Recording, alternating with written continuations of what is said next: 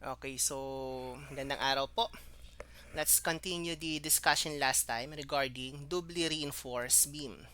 So we're through with the investigation part, and for today's discussion, we will be dealing with the design procedure for a doubly reinforced beam.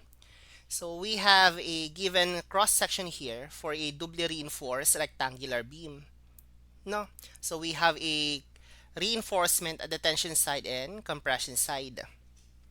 Okay, so for the design, we will separate the cross section given at doubly reinforced section into two parts.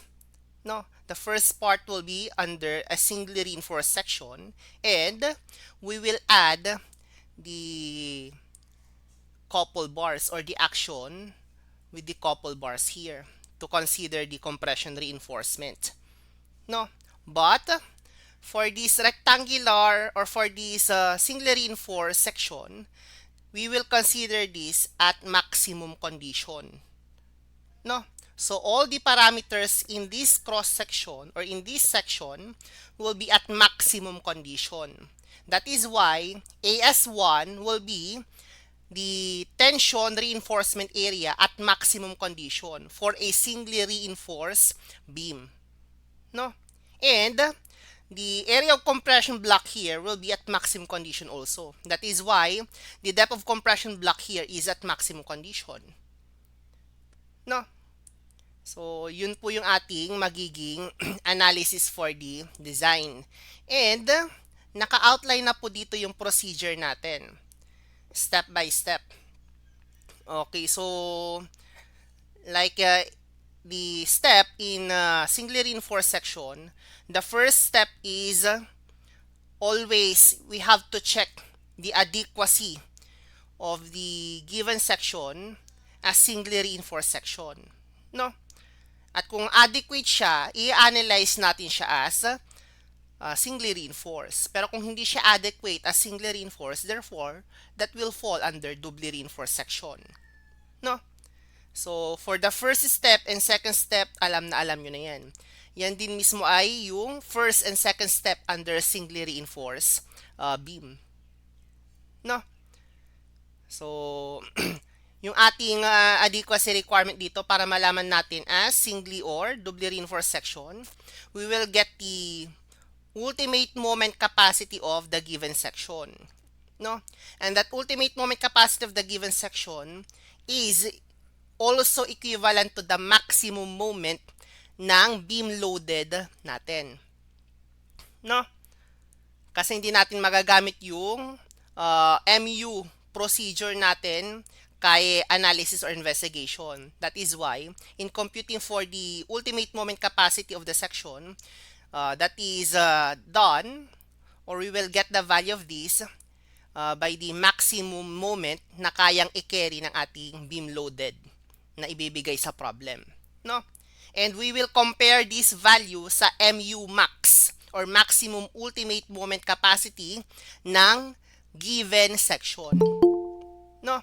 And if the comparison of these two parameters is less than, that will be analyzed as singly reinforced beam. But if ultimate moment capacity is equivalent to the maximum ultimate moment capacity, that will be analyzed as doubly reinforced beam. No? So, you are familiar with this first and second step already. Palagi na natin ginawa yan. So, kung singly reinforced tayo, let's just follow the procedure na diniscuss natin noon. No? But, if doubly reinforced tayo, follow natin itong mga steps dito sa third step hanggang 7th step. No? So, the third one is to determine AS1. And AS1 is the tension reinforcement area in this singly reinforced section. Pero sabi natin nga, that is under maximum condition. That is why AS1 is equivalent to AS maximum. No? Eh ano ba yung formula ng AS maximum? That is the product of rho max and BD. No? From the steel ratio formula. Dahil yung AS1 nga ay AS maximum. So, para maging maximum yung AS, dapat yung still ratio ay maximum condition also. At yung rho max na yan, meron tayong formula for that. For a rectangular section, that is 0.85 beta 1 FC prime over Fy multiplied by 3 over 7. And naka-multiply pa siya kay B at saka kay D. Ito yung rho max natin, di ba? At magagamit nyo lang yung formulang ito kapag rectangular yung section. No? So, kung irregular yung section, you cannot use this formula. And to get the value of AS maximum, we will take equilibrium equation at maximum condition. No? For a singly reinforced section. At alam nyo na din yon dahil naituro ko na yan last time. Okay, kapag nakuha nyo ng AS1, fourth step is to determine the required nominal moment capacity, MN2. No? Yung required nominal moment capacity ng couple bars natin. Dito.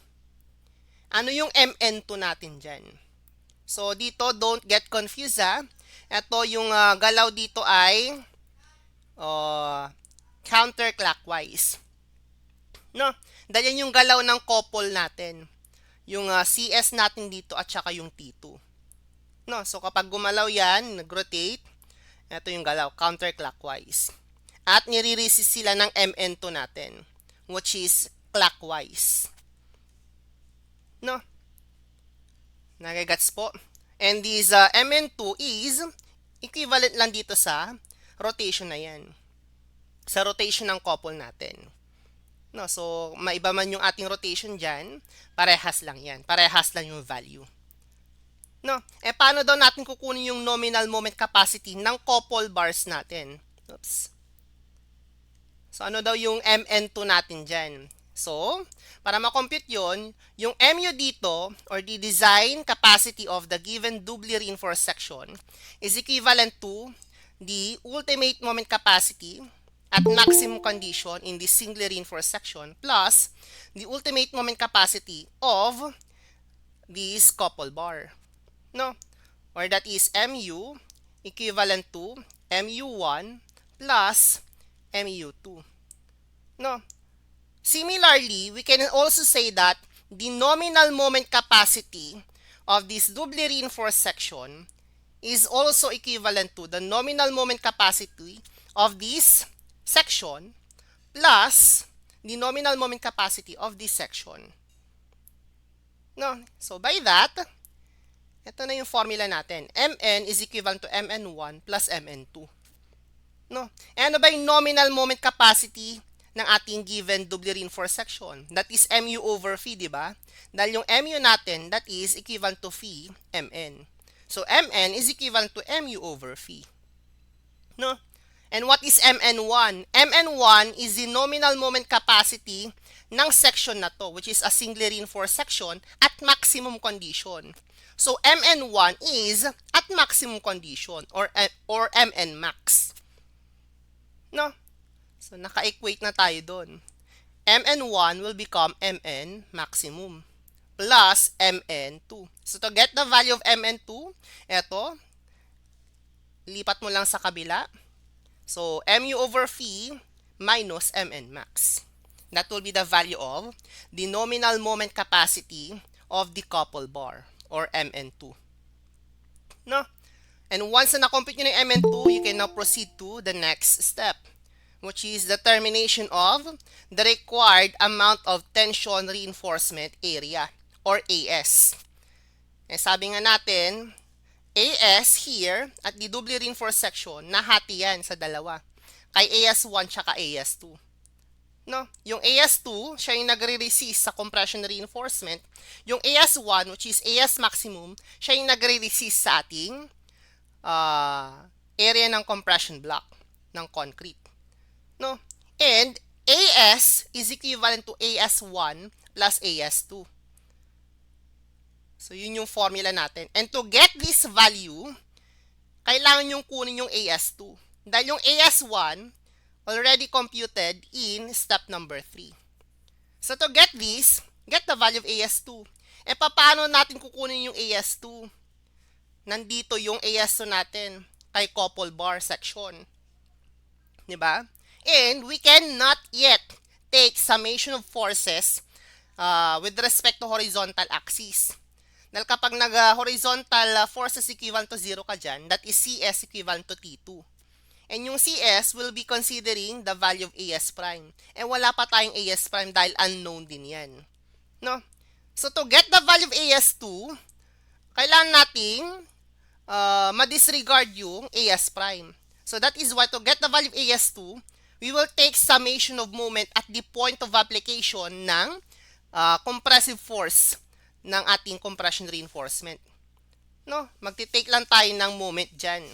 Or sa centroid ng ating compression reinforcement.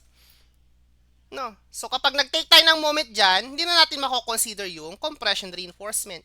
Ano na lang i-consider natin yung T2.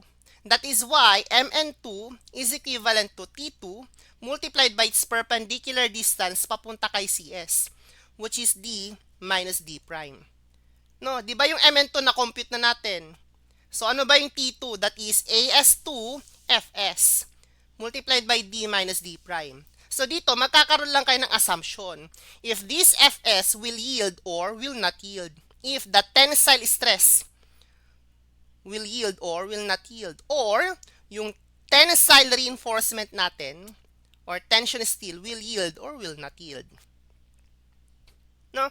So, kung mag-yield yan, yung formula will become AS2 Fy multiplied by D minus D prime. And that is equivalent to the nominal moment capacity of this coupled bar section. No? So, to get the value of AS2, simplify mo lang yung formula. AS2 will be equivalent to Mn2 over Fy multiplied by D minus D prime. No? Again, if the tension reinforcement will yield. No, so you have to check that later on kung mag-yield nga talaga yung bakal natin sa tension side. Okay, so kung na-compute nyo na yung AS2, you can now add the value of AS2 sa AS1 to get the value of AS. At ito yung kinukuha natin. Ano yung tension reinforcement area? At kapag na-compute mo yung AS, we can now compute the number of reinforcements sa tension side. And that is N equivalent to AS over the area of bar na gagamitin natin. No? Okay, and then the next procedure is to determine the value of the depth of compression block A and the depth of neutral axis C. And you have to check for the values of the tensile stress ng bakal at saka yung compressive stress ng bakal. No? And the last one will be the determination of the compression reinforcement area or AS prime. At paano natin mako-compute yung AS prime na yan? We will considering this section again sa couple bars natin dahil nandun yung AS prime. And to get that, we will take summation of forces along horizontal axis equivalent to 0. So we can say that CS will be equated to T2. No? And by that, CS will be equivalent to T2. No, ano ba yung CS natin? That is the compressive force ng compression reinforcement, and that is AS prime multiplied by FS prime minus 0.85 FC prime equivalent to T2, which is AS2 FS. No? So ngayon, anong gagamitin yung FS prime? Anong gagamitin yung FS? So malalaman natin kung mag-yield yung mga bakal na yan depende sa values na na-compute natin kay step number 6. No? So, kung nag-yield yung mga bakal, Fs prime will become Fy, Fs will become Fy. So, you have to check for that. And, makocompute na yung As prime natin dito.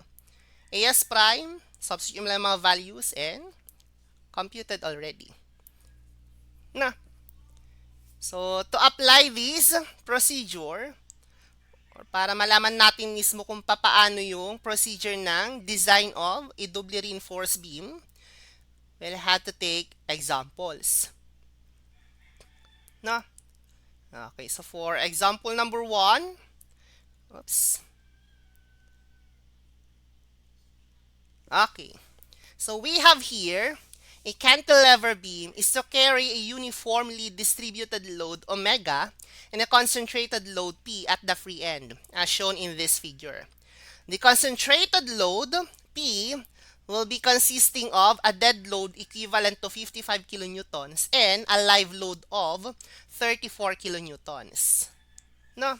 The uniformly distributed omega will be consisting of a dead load of 19 kilonewton per meter, including the beam weight.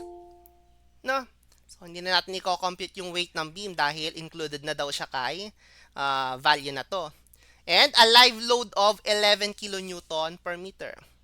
The prescribed beam size is having a width of 300 millimeters and an effective depth of 430 millimeters. And the effective concrete covering will be equivalent to 70 millimeters. The material's properties are Fc prime equivalent to 25 MPa for the concrete and Fy equivalent to 275 megapascal for the steel. The span length of the beam is 2.2 meters. And we are required to determine or to design the reinforcements of the beam at the tension side and compression side, or the value of AS and AS prime. No? So kung meron tayong diameter ng bakal na gagamitin, therefore, we can now compute the number of reinforcement, both at the tension side and compression side. No? So, as we read this problem, this is under design problem. No? Dahil reinforcement area yung ating unknown. No? So, ano yung first step natin? We have to assume that the given cross-section is under singly reinforced. No? And then you have to check the adequacy of the given section as singly reinforced section. Kung adequate siya, therefore, singly reinforced. Kung hindi siya adequate, therefore, doubly reinforced. No? So, let's draw the cross-section first. We have a rectangular section. And, given yung width tsaka effective depth. This is AS prime, which is unknown. And this is AS. The width of the beam is 300. So, this is 300 mm. Effective depth is also equivalent to 430 millimeters. The effective concrete covering is equivalent to 70 millimeters. No?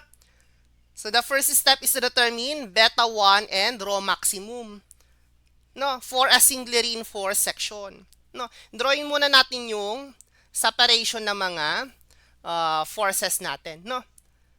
So, as discussed kanina, ito ay hahatiin natin sa dalawang part. Singly reinforced section and then couple bars. No? So, sa centroid ng concrete na yan, meron tayong compressive force ng concrete. Sa centroid ng bakal na to, that is T1. Ito si AS1. No? And the centroid ng bakal na to, that is CS. And the centroid ng bakal na to, that is T2. No? How about the distances of this couple? This is the depth of compression block A. And this is the width, which is 300. So, the distance here is D minus A over 2. How about these two? D minus D prime.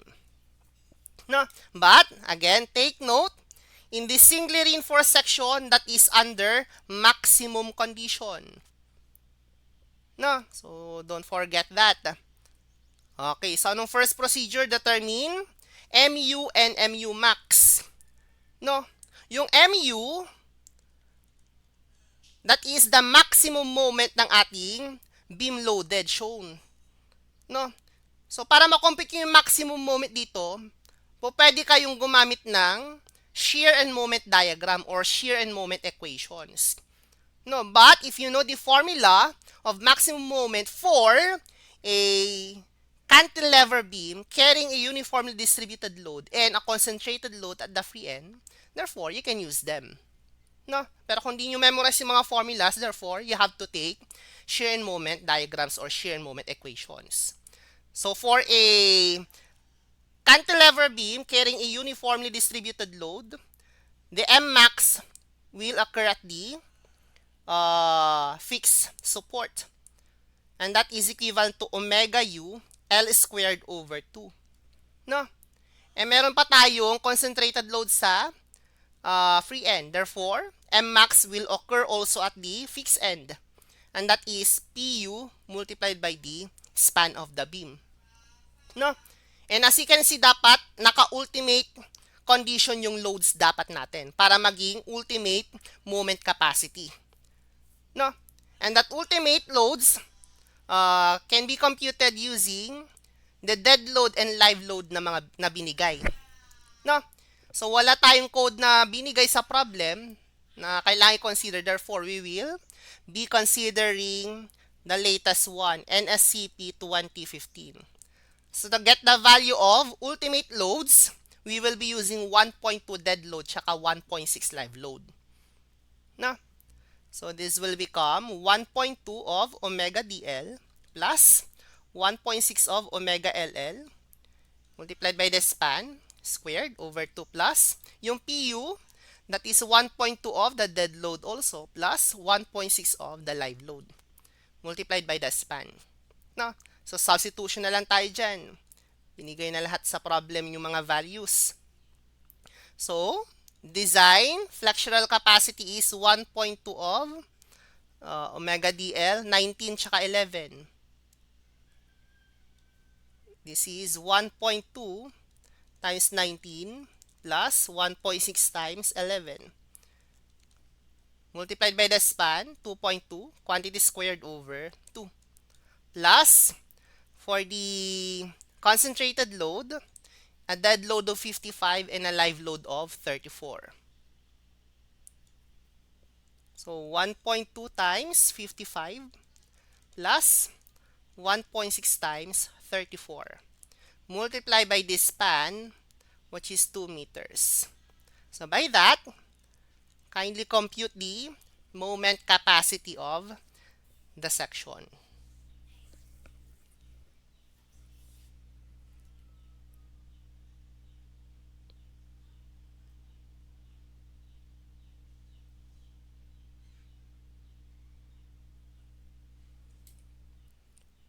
What is MU?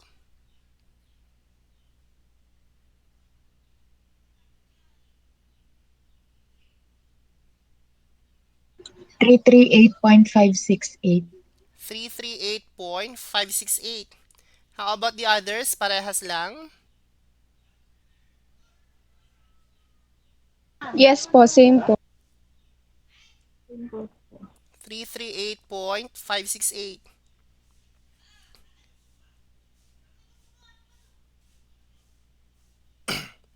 Parehas lang ha. Kindly compute it carefully. Paki-confirm naman po nung iba. 362.65 po. 362.65 daw. How about the others? Sir, excuse po. Yes po. Yan sa 2 meter po ba, sir? Hindi po ba 2.2 This should po be yan? 2.2 for the span. So kindly compute for that. 362.65 po. Okay, so that should be 362.65 kilonewton meter. No? So that is the design capacity. And we will determine also MU max. No? Yung MU max natin for a rectangular section, meron na tayong derived formula for that. No, ginagamit na natin. So that is phi multiplied by Mn max. No? And phi multiplied by Mn max, which is 51 over 140 beta 1 Fc prime BD squared multiplied by 1 minus 3 beta 1 over 14. No? You're already familiar with this formula. Ginagamit na natin yan noon. Pero kung ayaw yung gamitin yan, pwedeng yung umpisahan yung pag-compute ng MU max kay C max. And then, you can now compute A maximum. No? And by that, you can now compute the MU max. No? By taking summation of moment at the point of application ni tension force or at the point of application ni compressive force. For a singly reinforced section yan, ha? No?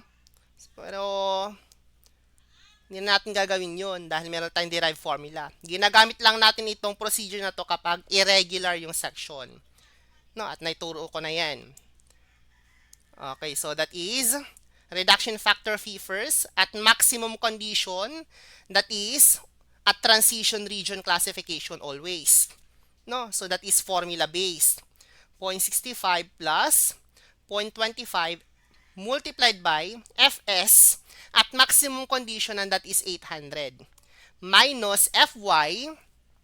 Ang Fy natin ay 275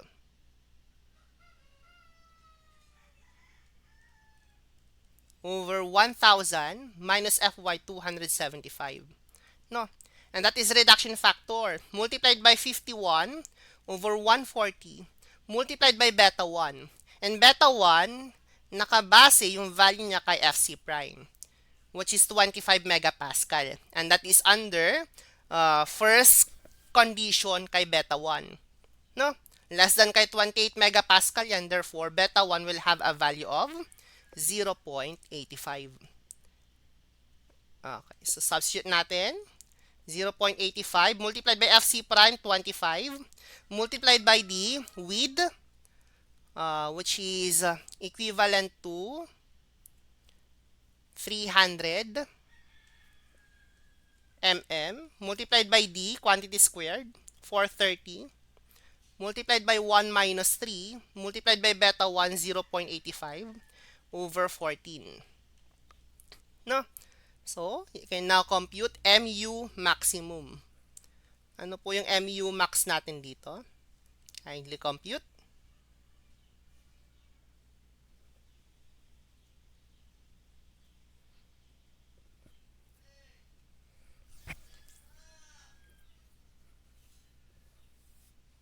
$291.847. Okay, that is 291.847. Nag-divide na siya ng 1 million para yung unit maging kilonewton meter. No? And this MU max will be compared to the value of MU, no, which is 362. So we can say that MU is greater than MU max. And if that is the comparison of these two parameters, that will fall under doubly reinforced beam. No? So, hindi na kayang i-carry nung concrete yung tension reinforcement natin. No? Ang ibig sabihin lang nun, ang kayang i-carry lang ng concrete ay yung 291 na moment. Eh, yung moment ng ating beam ay 300 plus. So, that is why mag-provide tayo ng bakal sa compression side. No? So, we will analyze at doubly reinforced section. So, we will proceed with step number 3. No? Ano yung step number 3 natin? Determination of AS1. No? Ang sabi nga natin ng AS1, that is at maximum condition. So, ano ba yung AS max? That is rho max times B times D. No? Rectangular section tayo. Ano ba yung rho max ng rectangular section? That is 0.85, beta 1 na 0.85 din, Fc prime na 25, over Fy na 275, multiplied by 3 over 7. That is rho max. Multiplied by Bn, effective depth. The value of width is 300. The value of effective depth is 430. So, what is the value of AS1?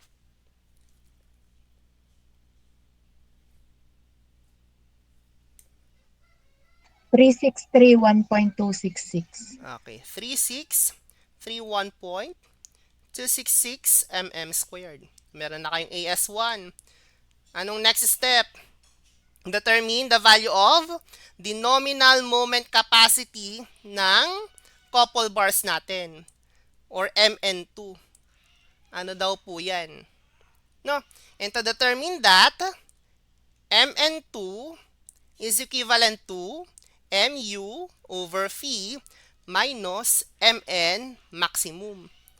No, yung Mu, na-compute na natin. Yung Mn maximum, hindi pa. Pero, yung Mu max, na-compute na natin.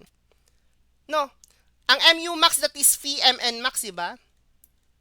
No, yung Mn max, eto, yung 51 over 140 hanggang dito, na hindi naka-multiply yung reduction factor.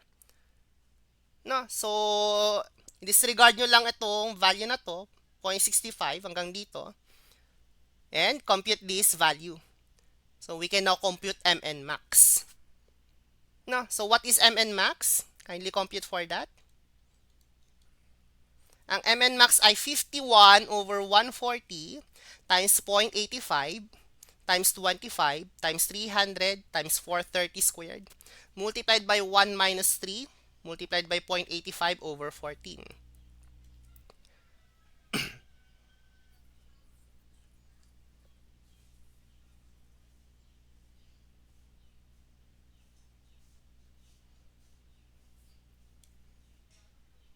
$351.19. Okay, 351.19 kilonewton meter. Store the value of that. Magagamit natin yan. No? So, balikan natin yung equation natin dito. So, substituting the values, Mu is equivalent to, balikan natin, 362.65. 362.65 over reduction factor phi. Ang reduction factor phi na to, ang gagamitin natin is at maximum condition. No, yung phi, always yan. So, at maximum condition, naka-formula base yun. 0.65 plus 0.25 Fs at maximum condition 800 minus Fy 275 over 1,000 minus Fy 275. No, minus Mn maximum, na-compute na din natin 351.19. So by that, we can now compute the nominal moment capacity at the couple bars or Mn2.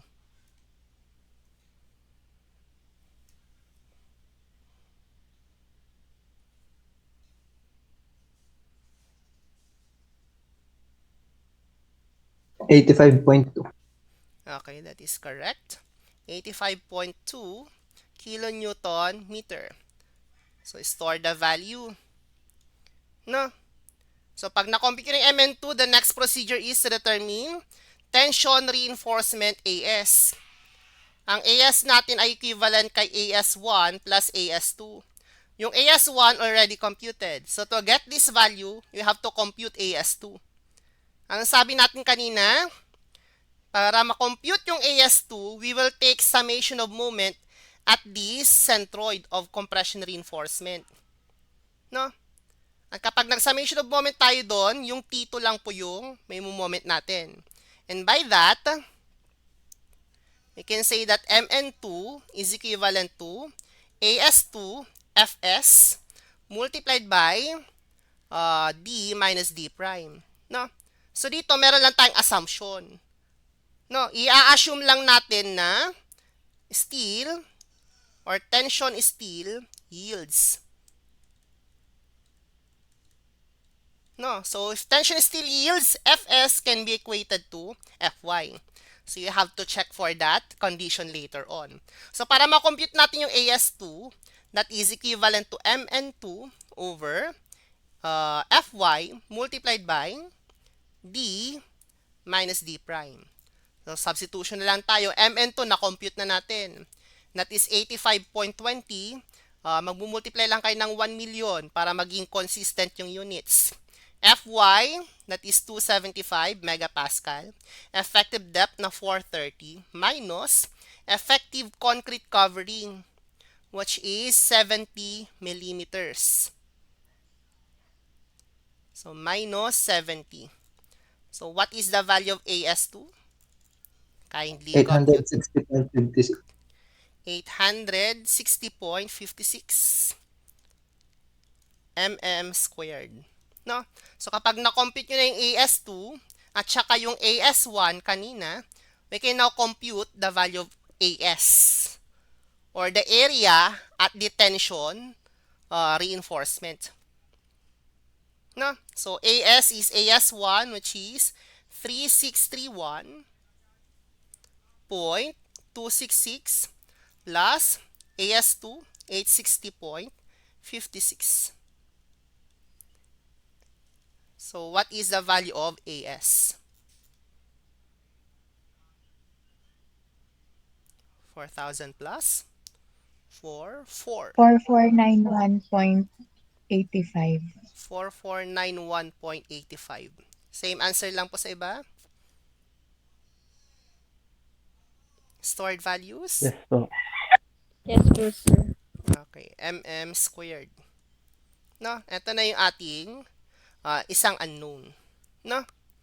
But we have to check also the value of AS prime. No? Ito, hindi pa natin mako-consider na tama. No, dahil meron tayong assumption. So, you have to check for the assumption. Para ma-check natin, we will get the value of A and C. No? Ano yung value ng A and then compute for the value of C. And check for the stresses ng ating mga bakal. No? And let's see if the steel bars will yield or will not yield. So by that, para ma-compute natin, we will take summation of forces of this rectangular section at maximum condition. No, dahil naka-maximum condition yan. So if we will take summation of forces equivalent to 0 at horizontal axis, we can say that CC is equivalent to T1. No? By that, compressive force ng concrete equivalent to T1. No? Ang T1 natin is AS1FS. Pero sabi nga natin, nag-yield na yung bakal sa tension side. That is why Fy yung gagamitin instead of Fs. No? So ano yung compressive force ng concrete? 0.85. Fc prime, which is 25. Area ng compression block. And that area of compression block is A multiplied by the width, which is 300. No? Equivalent to AS1, na-compute nyo na yan, naka-store. Dapat 3631.266 multiplied by Fy, which is 275. So by that, we can now compute for the value of A. Ano po yung value ni A?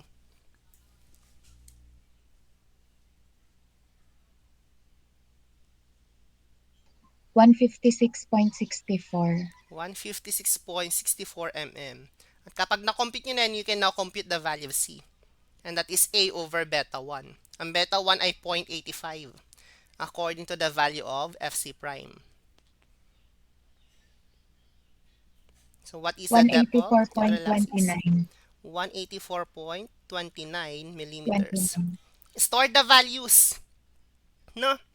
Eto, naka-maximum condition yan. Dahil ginamit natin yung rectangular section at maximum condition. So, other way to compute A and C will be the C and A at maximum condition.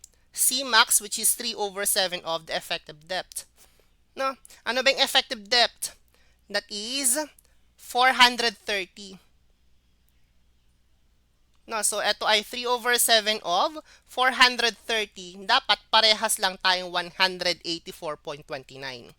Do we have the same answer? Yes po, sir. No, so dapat parehas lang. Kasi nga, ito ay naka-maximum condition. No?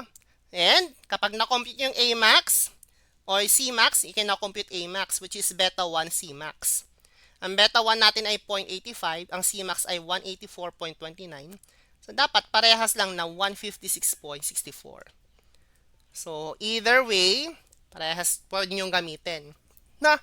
So kapag na-compute nyo na yung A at saka C, you can now check the stresses. Get now the value of Fs and Fs prime. Ano yung Fs? 600 multiplied by effective depth minus C over C. No?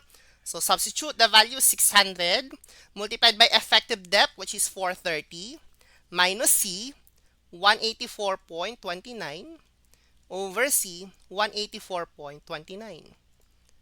So ano yung tensile stress natin? Fs. Dapat, 800. okay, dapat 800 sakto po. yung 800 megapascal. Kasi nga, at maximum condition tayo.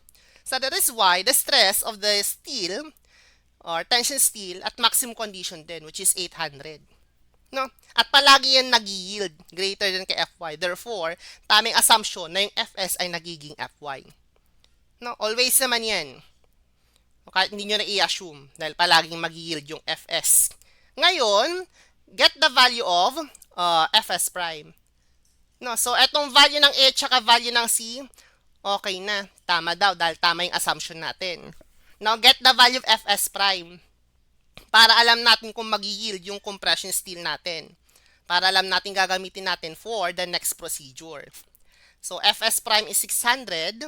That is C minus D prime over C. So, that is 600 multiplied by C, 184.29 minus D prime, which is 70, over 184.29. So, what is the value of Fs prime? 372.09. 370 point 2 po. 372. 372.09. Okay, that is in megapascal and that is greater than kay Fy, which is 275. So, nag-yield din yung ating compression steel. So, compression steel yields. So, we will be using Fy instead of Fs prime. No? Or we will be using Fs prime equivalent to Fy. Dahil nag-yield. Po pwedeng i-equate ang Fs prime kay Fy. No? So, by that, the next procedure is to compute the value of As prime. No? At paano daw natin mako-compute yung As prime? We will take equilibrium equation sa couple bars natin. No? So, summation of forces along horizontal axis equivalent to 0. So, that is Cs equivalent to T2. So, by that, Cs is equivalent to T2. Now, ano yung Cs natin? That is As prime multiplied by Fs prime minus 0.85 Fc prime equivalent to T2, which is As2 Fs. No? Pero sabi nga natin, yung tension steel nag-yield. And then, according sa Fs prime value, yung compression steel nag-yield din. Therefore, Fs prime can be equated to Fy also. No? So, substitution na tayo. As prime is unknown. Multiplied by Fy, 275. Minus 0.85 multiplied by Fc prime na 25. Equivalent to As2. Ang As2, na-compute na natin kanina. That is 860.56. Naka-stored value dapat yan. 860.56 multiplied by Fy, which is 275. And by this equation, isa lang yung unknown, which is As prime. What is the compression steel reinforcement area?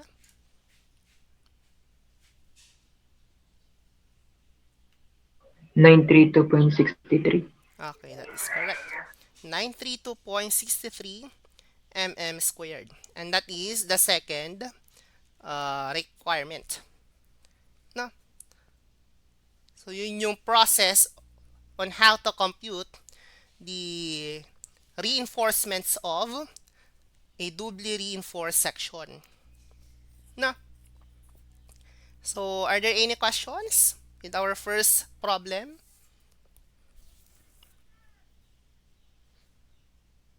Okay, wala. So, let's proceed with the next one.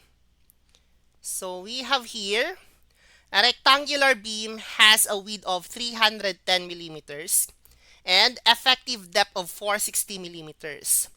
The beam will be designed to carry a service dead load of 230 kilonewton meter and a service live load of 190 kilonewton meter. So, they are both values of moment, no, according to the units. Compression reinforcement, if necessary, will have its centroid 70 mm from the extreme concrete fiber. And we are required to determine the steel areas of this section. and use compressive strength ng concrete 30 megapascal and the yield stress of the steel bars 415 megapascal. So, let's draw the given section. So, rectangular pa din yan. May bakal dyan, may bakal dyan. This is AS prime, this is AS. The width is 310. Concrete covering ay 70. Kung meron man daw compression reinforcement. And effective depth ay binigay na din as 460 mm. No? So, what is the procedure? Assume first na singly reinforced section yan. So, wag nyo munang i-consider yung bakal na yan. And, you have to check the adequacy as a singly reinforced section. No? So, kung singly yan, dapat MU ay less than MU max. But, if MU is greater than MU max, that will fall under doubly reinforced section. So, get now the value of MU and MU max. Ano yung MU natin? That is, using load combination, 1.2 of the dead load moment plus 1.6 of the live load moment. No? So, 1.2 dead load moment is already given. 230. Naka-multiply dapat dahil service pa lang yung mga conditions natin. Plus 1.6 times a live load moment of 190. So, by that, you can now compute the moment capacity of the section. Ano po yung MU natin? 580 po. 580 po. Okay. So, we have MU already, 580. Now, determine MU max. No? Ang MU max, that is equivalent to reduction factor multiplied by MN max. No? So, let's compute reduction factor muna siguro. Para ma-determine na din natin MN max later na magagamit mamaya. So, reduction factor is at maximum condition, naka-transition region yan. Formula based. 0.65 plus 0.25 Fs at maximum condition is 800 minus Fy na 415 over 1,000 minus Fy 415. What is phi here?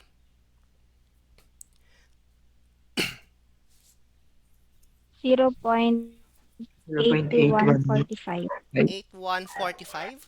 Store the value at A. No? And, determine now MN max. No? Sineparate lang natin guys dahil kakailanganin natin mama yung MN max. So, ano ba yung MN max? For a rectangular section, meron tayong derived formula for this. Diba? And that is 51 over 140 multiplied by beta 1. And beta 1 is base kay FC prime. So, that is greater than kay 28. So, beta 1 will have a value at the second condition, no, which is a formula base. So, 0.85 minus 0.05 over 7 multiplied by FC prime na 30 minus 28. So, what is beta 1?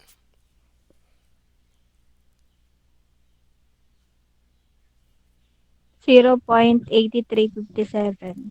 0.8357. Store the value at B. No? So, that is beta 1, 0.8357 multiplied by FC prime na 30 megapascal multiplied by the width, which is 310 millimeters, multiplied by the effective depth, 460, quantity squared, multiplied by 1 minus 3, beta 1 again, 0.8357, over 14. Na? So, what is MN maximum? Kindly compute.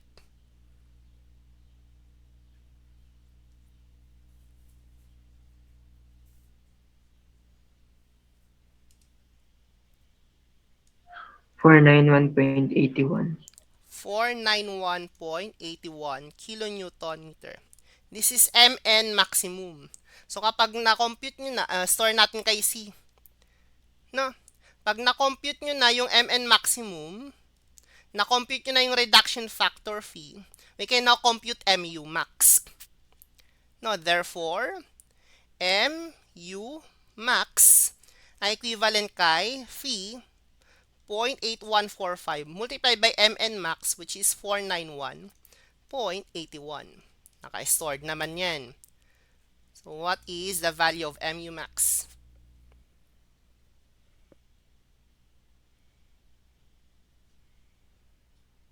$400.60.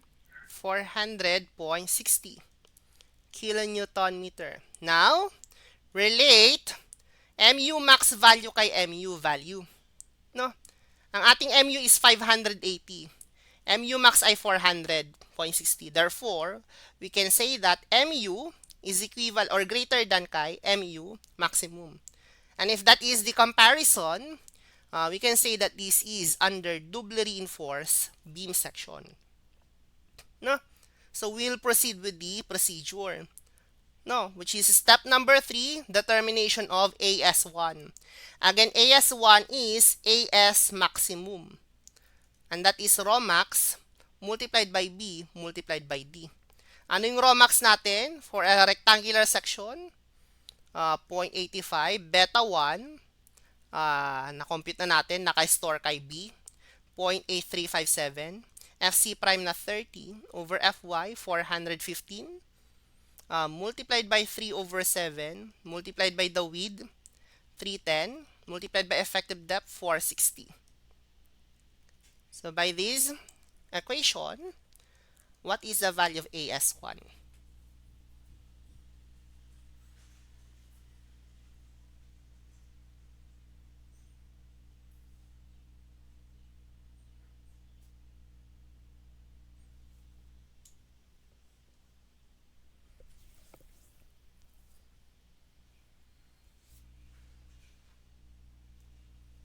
Three one three 3138.29. Okay, 3138.29 mm squared. No? So, store the value. Nasaan na tayo? Store the value at D. No? So, the next procedure is to determine Mn2 or the nominal moment capacity of the couple bars. And Mn2 is equivalent to Mu over phi minus Mn max. So, na-compute na natin lahat yan. Reduction factor phi here is at maximum condition. No, so, Mu is 580 over phi at maximum condition, na-compute na din natin. That is 0.8145. Naka-store kay A. 0.8145 minus Mn maximum, 400. 91.81. Naka-store kay C. So, by that, what is Mn2? Kindly compute. 220.26. Okay, that is correct. 220.26 kilonewton meter. No? Store the value. Store the value at E. No? What is the next procedure? Determination of AS. No, at para ma-determine natin yung AS, we will determine AS2 first. No. So ano yung AS2? That is equivalent to Mn2 over Fy multiplied by D minus D prime. Always na Fy yan. Dahil always na mag-yield yung bakal sa tension side. No? Dahil kinonsider natin ay maximum condition. So, Mn2 is 220.26 kilonewton meter. Magmumultiply kayo dyan ng 1 million para maging consistent yung units. Fy is 415 megapascal. Effective depth is 460 minus effective concrete covering, which is 70. So, minus 70. So, kindly get the value of AS2.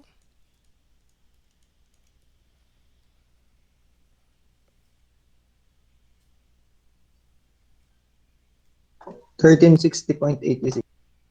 1360.86. Same answer lang sa iba? Yes po. Yes po. Okay, Sir. store Opo. the value at F. Now, we can compute the total tension reinforcement area, AS. And that is AS1 plus AS2.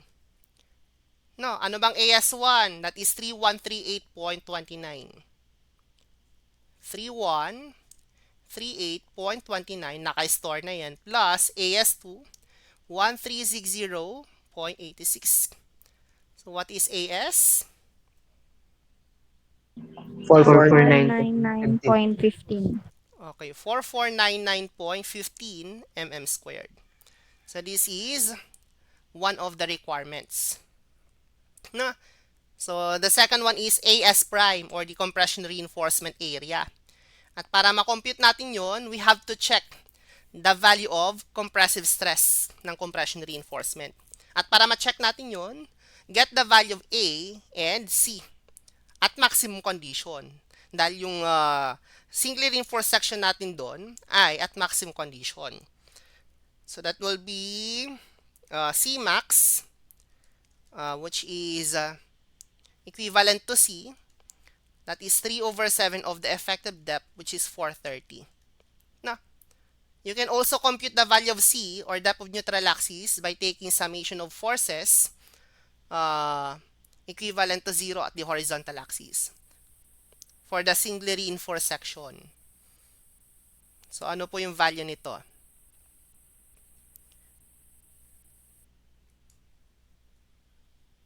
Sir, 460 pang effective. And this should be 460. Okay, sorry for that. This should be 460. Ano po yung C natin?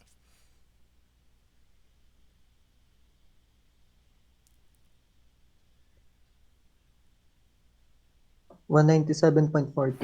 197.14. Okay, 197.14 mm. Store the value. No? Sabi natin X. And you can now get the value of A max. And A max is beta 1 of C max. Ang beta 1 natin, na-compute na natin. Naka-store kay B. 0.8357. So this is 0.8357 multiplied by 197.14. So what is A maximum? 100? 164.70. Okay. Mm. Store the value at Y. No? Ngayon, yung Fs, hindi na natin siya i-check dahil 800 megapascal din yun. So, mag-yield talaga yung tension reinforcement natin. Check lang natin yung compression reinforcement natin. So, you have to get the value of Fs prime. No? So, compressive stress of the steel is 600 multiplied by C minus D prime over C.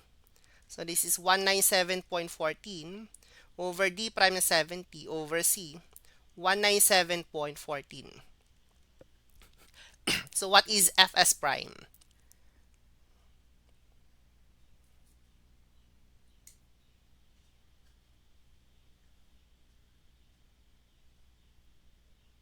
$386.96.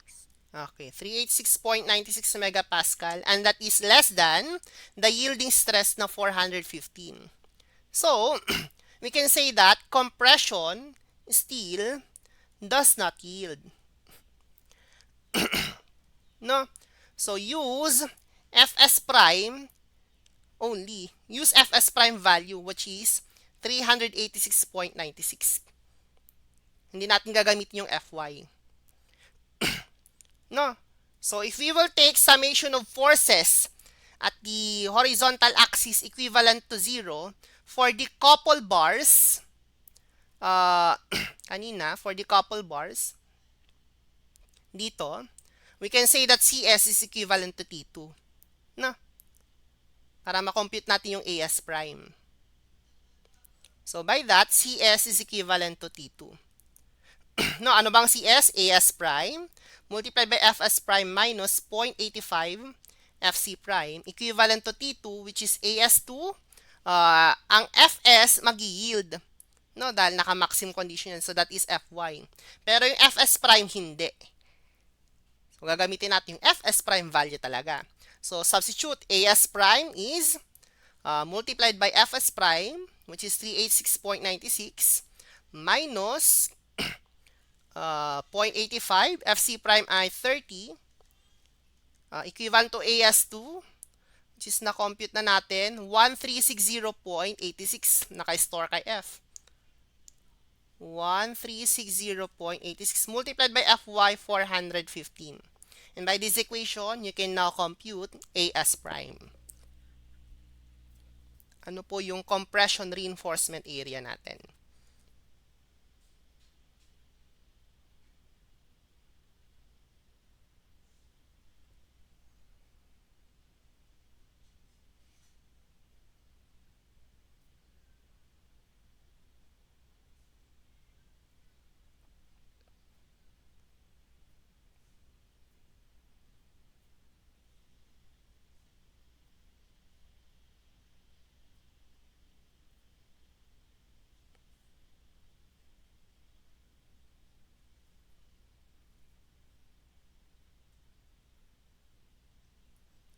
Ano po yung As prime?